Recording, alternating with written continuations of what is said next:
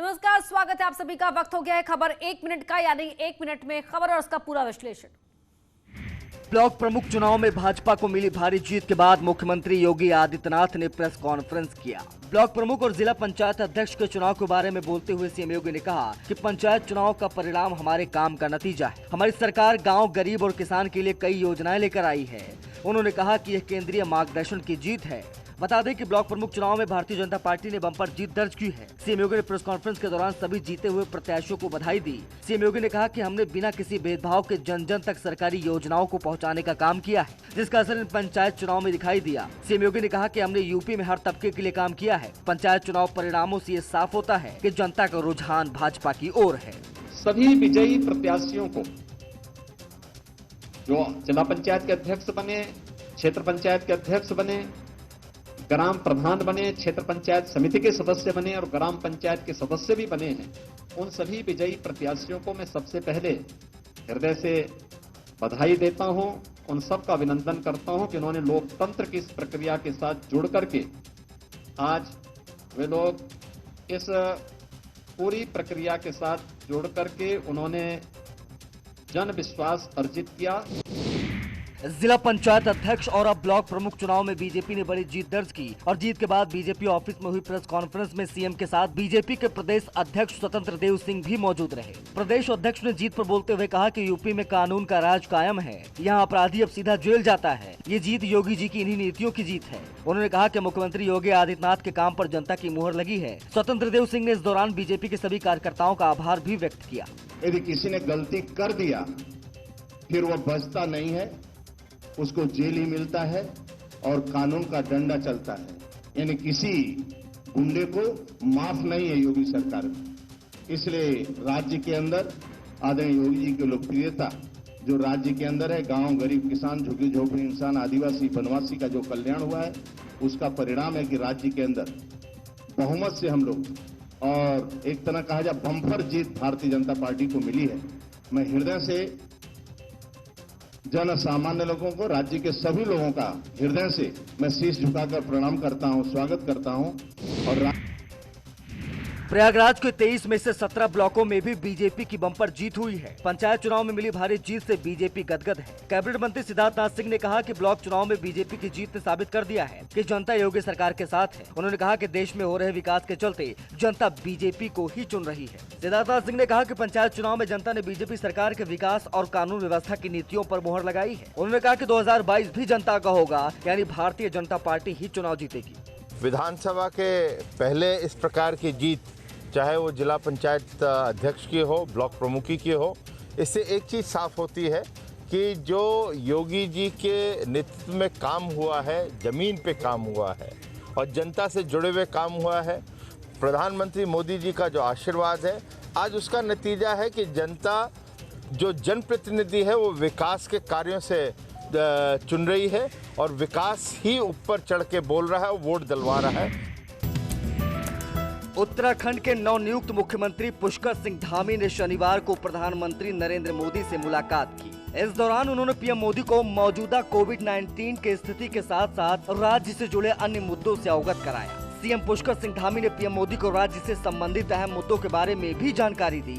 इसके अलावा उन्होंने कोरोना की तीसरी लहर की आशंका को देखते हुए राज्य की तैयारियों को लेकर भी पीएम को अवगत कराया। सीएम पुष्कर धामी ने उत्तराखंड में विकास कार्यों में केंद्र सरकार के सहयोग के लिए पीएम मोदी का आभार जताया। उधर पीएम मोदी ने मुख्यमंत्री बनने पर पुष्कर धामी को बधाई भी दी। सीएम पुष्कर सिंह धामी ने इस दौरान देश को राष्ट्रपति रामनाथ कोविंद से भी मुलाकात की। सीएम पुष्कर धामी ने केंद्रीय गृह मंत्री अमित शाह से मुलाकात की। सीएम धामी ने गृह मंत्री से नीति घाटी और नेलोंग घाटी से इनर लाइन प्रतिबंध हटाने का अनुरोध किया। साथ ही 2 एयर एम्बुलेंस, गैरसैंण में आपदा प्रबंधन शोध संस्थान की स्थापना का भी आग्रह किया। मुख्यमंत्री ने गृह मंत्री से कोविड की तीसरी लहर की आशंका के चलते राज्य सरकार की तैयारियों, 4 धाम यात्रा और कांवड़ यात्रा पर भी विचार विमर्श किया। प्रमुख चुनाव के दौरान पूरे सूबे में दबंगों की गुंडाई देखने को मिली है। आलम यह था कि दबंगों ने बीडीसी सदस्यों को वोट डालने से रोकने की कोशिश की। आरोप के मुताबिक कई बीडीसी सदस्यों को दौड़ा कर पीटा भी गया। इतना ही नहीं, दबंगों ने कवरेज कर रहे पत्रकारों को भी घेरा। उन्नाव के मियागंज ब्लॉक प्रमुख चुनाव में यही तस्वीरें देखने को मिली। उधर बाराबंकी में एसपी बीजेपी के कार्यकर्ता आपस में भिड़ गए, जिसके बाद पुलिस को बीच बचाव करने के लिए उतरना पड़ा। आरोप के मुताबिक वोटरों को अपने पाले में करने को लेकर ये झगड़ा हुआ था। बताया जा रहा है कि इस दौरान जैदपुर से एसपी विधायक गौरव रावत भी मौजूद थे। उधर सिद्धार्थनगर के नौगढ़ में बीजेपी कार्यकर्ताओं ने पुलिस और प्रशासन के खिलाफ नारेबाजी की। प्रदेश को शायद ही ऐसा कोई जिला बचा हो जहां वोटिंग के दौरान बवाल ना हुआ हो।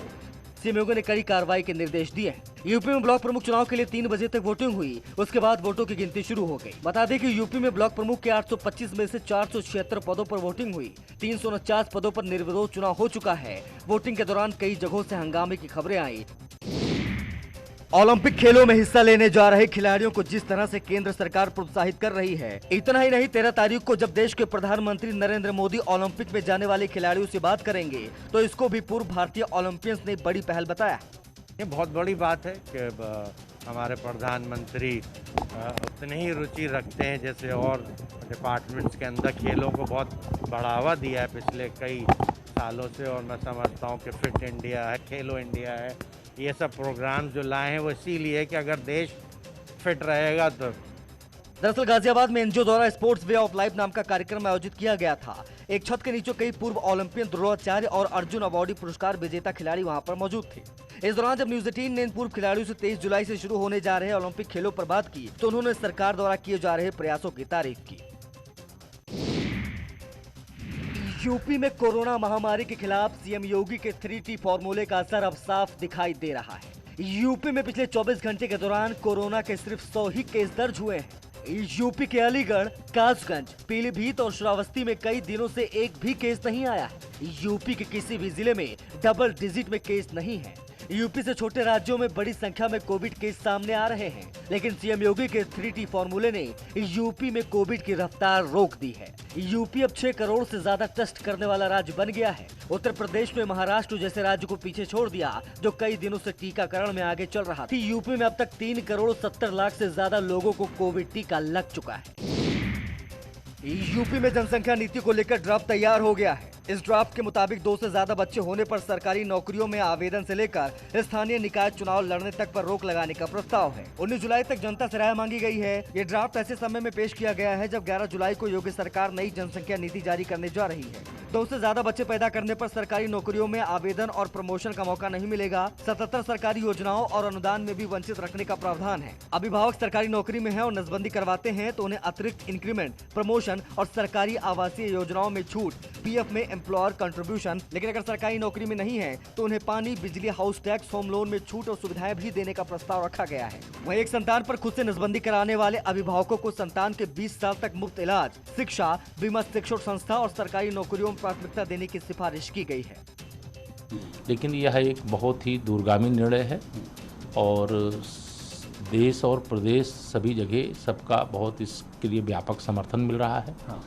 और आज की आवश्यकता है कि जनसंख्या नीति आ जाए और सब लोग जिस प्रकार से देश के सामने चुनौतियां खड़ी हो रही हैं उसका मिल करके मुकाबला करें। यूपी निवेश के लिए निवेशकों की पहली पसंद बन गया है। ब्रिटेन की कंपनी पीलीभीत में 1100 करोड़ का निवेश करेगी। ईडा में तमाम बड़ी कंपनियां अपनी इंडस्ट्री लगाने को तैयार हैं। 4 साल में ईडा में अपना व्यापार स्थापित करने के लिए देश विदेश के 1564 बड़े निवेशकों का औद्योगिक प्लॉट लेना इसका सबूत है। करीब 16,523 करोड़ रुपए का निवेश कर इन 1564 औद्योगिक प्लॉट स्थापित किए जाने वाले उद्यमों में 2,60,413 लोगों को रोजगार मिलेगा। ईडा के इतिहास में पहली बार ऐसा हुआ है कि महज 4 साल में 16,523 करोड़ रुपए का निवेश संभव हुआ हो। औद्योगिक विकास के अधिकारियों के अनुसार बीते 4 वर्षों में सरकार की नीतियों से प्रभावित होकर 3,908 बड़े निवेशकों ने यूपी में अपनी फैक्ट्री लगाने के लिए औद्योगिक प्लॉट लिए हैं। इन 3,908 औद्योगिक प्लॉट पर 61,330 करोड़ 98 लाख करोड़ रुपए का निवेश कर फैक्ट्री लगाई जाएगी, जिससे हजारों लोगों को रोजगार मिलेगा। कानपुर के बिठूर थाना क्षेत्र के मकसूदाबाद गांव में गोली मारकर महिला की निर्मम हत्या कर दी गई। हत्या की वारदात को मृतक महिला के पति ने ही अंजाम दिया। बताया जा रहा है कि बीते कई सालों से पति पत्नी का विवाद चल रहा था और इसी विवाद के चलते महिला अपने बच्चों को लेकर अलग मकान में रहती थी। हालांकि इस दौरान महिला की गोली मारकर हत्या कर दी गई। बिठूर पुलिस ने शव को कब्जे में लेकर पोस्टमार्टम के लिए भेज दिया। एक महिला की संदिग्ध परिस्थितियों में गोली चलने की सूचना प्राप्त हुई है। इस सूचना पर तुरंत फोरेंसिक टीम द्वारा घटना का निरीक्षण स्थल किया गया है। बॉडी को पोस्टमार्टम में भेजकर आवश्यक विधिक कार्रवाई की जा रही है। Thank you. अभी सिस्टर हमारी परसों तो राजी खुशी में घर गई थी बच्चों को लेकर। हम भी कानपुर काम कर रहे थे, बर्राट में 2-3 दिन थे। अभी सूचना मिली फ़ोन पे। कैसे आपको जानकारी मिली? जानकारी हमारा छोटा वाला भाई विकलांग बोला, बहन खत्म हो गई, खुद पागल है, कैसा मारूं। स्थानीय लोगों का कहना है कि देर रात में गोली चलने की आवाज सुनाई दी थी। आसपास के लोगों ने ही पुलिस को इसकी सूचना दी। मौके पर बिठूर पुलिस और एडिशनल एसपी अभिषेक अग्रवाल भी पहुंचे। रामपुर में आरपीएफ ने मिसाल पेश की है। दरअसल ट्रेन में आरपीएफ को रुपयों से भरा एक बैग मिला था, जिसमें 6.5 लाख रुपए और करीब 1 लाख की ज्वेलरी थी। छानबीन की तो पता चला कि दिल्ली की एक महिला का बैग ट्रेन में ही छूट गया था। आरपीएफ ने महिला से संपर्क कर बैग को महिला के सुपुर्द कर दिया। रुपए और ज्वेलरी से भरा बैग पाकर महिला की खुशी का ठिकाना नहीं रहा। महिला ने रामपुर आरपीएफ का धन्यवाद किया। और उनकी ज्वेलरी थी, गले का, कानों का ज्वेलरी थी, साथ में कुछ और घरेलू सामान था।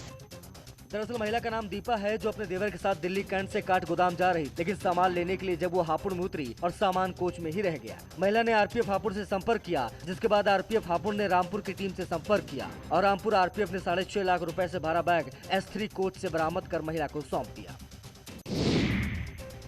प्रयागराज में जॉर्ज टाउन इलाके के यूनियन बैंक में आग लगने से लाखों के उपकरण जलकर खाक हो गए। शनिवार के दिन बैंक बंद होने की वजह से कोई भी कर्मचारी खाता धारक नहीं था। आसपास के लोगों ने धुआं निकलने पर फायर ब्रिगेड को सूचना दी। मौके पर पहुंची फायर ब्रिगेड ने कड़ी मशक्कत के बाद आग पर काबू पाया। बैंक में आग लगने की सूचना कर्मचारियों को भी दी गई तो बैंक का ताला खोला गया, लेकिन तब तक सारा सामान जलकर खाक हो चुका था। देखिए, ये शॉर्ट सर्किट हुआ होगा, क्योंकि सुबह 6:30, 15, 6:20 को कॉल आया, तभी हमने इमीडिएटली फायर ब्रिगेड वालों को बता के उसको 6:50 तक आग बुझ गया था।